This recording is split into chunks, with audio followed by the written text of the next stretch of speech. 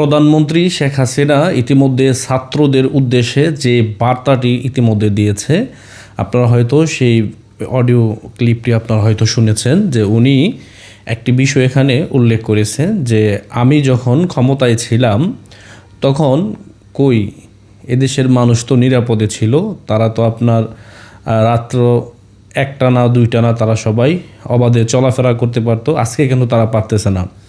এবং কি যারা ছাত্র আন্দোলনে জড়িত ছিল তারা কেন এখন ঘর থেকে বের হতে পারতেছে না? এই কথাটি কিন্তু শেখ হাসিনা বলেছে। এখন প্রশ্ন হচ্ছে যে শেখ হাসিনা ছাত্রদের উদ্দেশ্য করেই কিন্তু উনি এই কথাগুলো বলেছে, বা ছাত্রদেরকে কিন্তু এখনও পর্যন্ত উনি তাদের উপর কোনো দোষ চাপায়নি বা তাদেরকে কোনো দোষ দেয়নি। তাদেরকে বলেছে যে তোমাদেরকে ব্যবহার করা হচ্ছে এবং কি তোমরা ব্যবহৃত হচ্ছ, এবং কি এই ক্ষমতার স্বাদ নেবে ডক্টর ইউনূস, সে এখন নিচ্ছে। এবং কি নির্বাচন বাংলাদেশে হবে না, আমি বলে দিতে পারি যে ডক্টর ইউনূস আর নির্বাচন বাংলাদেশে দিবে না। এগুলো হচ্ছে কলা ঝুলানো কথা, এবং কি মানুষদেরকে আপনার বলে বেড়াচ্ছে যে নির্বাচন হবে, কিন্তু আদৌ বাংলাদেশে কিন্তু নির্বাচন হবে না।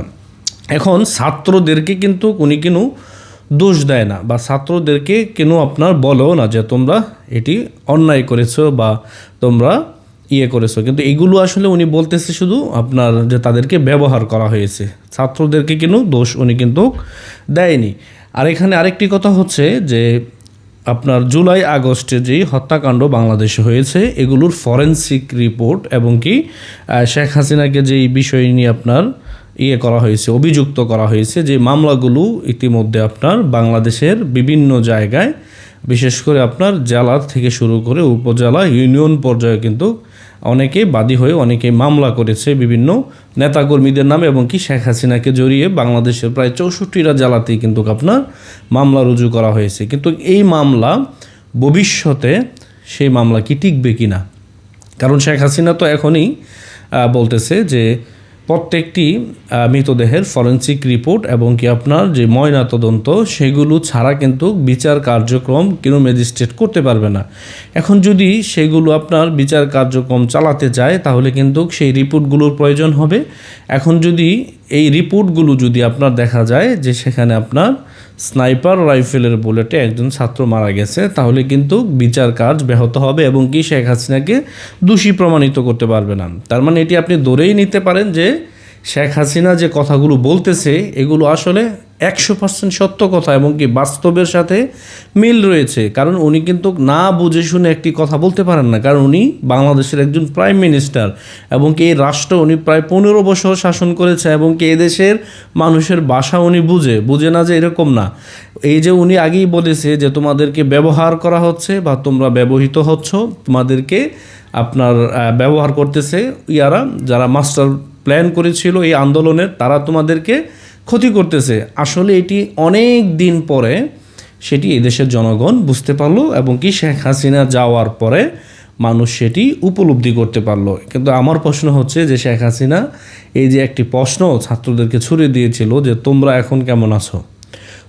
এখন কেমন আছো, ছাত্রদেরকে উদ্দেশ্য করে উনি এই কথাটি বলেছেন যে তোমরা তো আগে অবাধে চলাফেরা করতে পারতা, রাত্র নাই দিন নাই যে কোনো টাইমে, কিন্তু এখন কি মানুষ এদেশে নিরাপদ না? মব জাস্টিস সৃষ্টি করে কিন্তু এদেশের নিরীহ মানুষদেরকে আপনার হত্যা করা হচ্ছে, মানুষকে আপনার বিব্রতকর পরিস্থিতি ফেলে দেওয়া হচ্ছে, এবং কি যাকে যেখানে পাচ্ছে সেখানে আপনার গণপিটুনি দিচ্ছে। এরকম একটি অবস্থা বাংলাদেশে সৃষ্টি হয়েছে।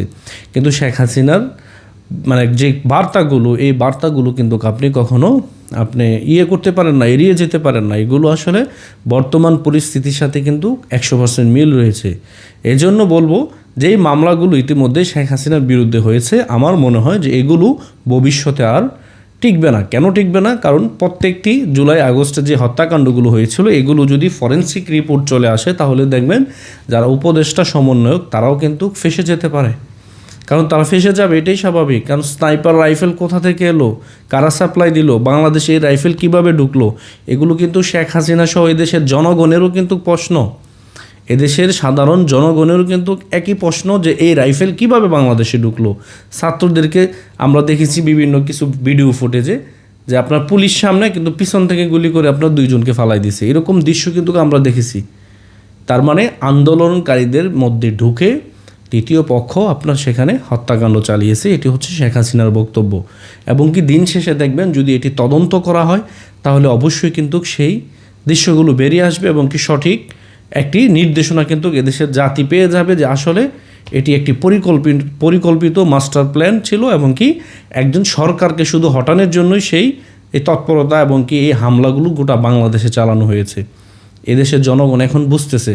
আশা করি যে শেখ হাসিনা যে বিষয়গুলো ইতিমধ্যে মানুষকে বলতেছে এগুলো আসলে মানে আপনার একদম ইয়ার কথা না, এগুলো বাস্তবের সাথে মিল রয়েছে।